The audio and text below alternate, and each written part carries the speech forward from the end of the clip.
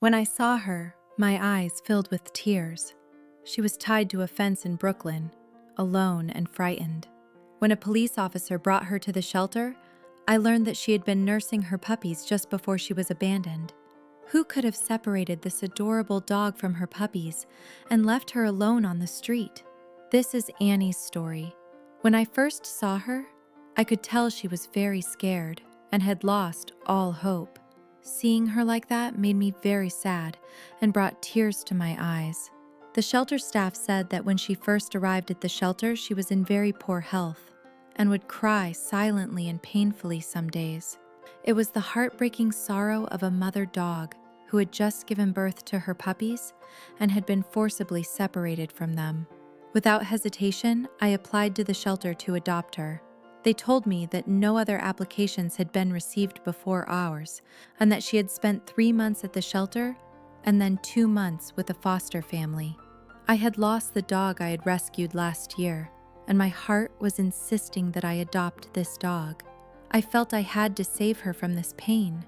At that moment, I told myself, this dog deserves a new life. When Annie first came home, she withdrew into a corner and tried to understand what was going on around her with tired eyes. We did everything we could to help her forget her painful past. My husband, Eric, took care of everything for her. During this process, a very strong and loving bond developed between Annie and Eric.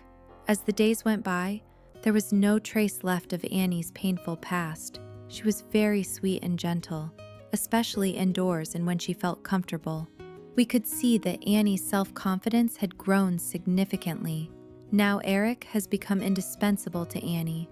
The two of them are very sweet, especially when they lie down together in bed. If Eric sits on the couch, Annie sits on the couch too.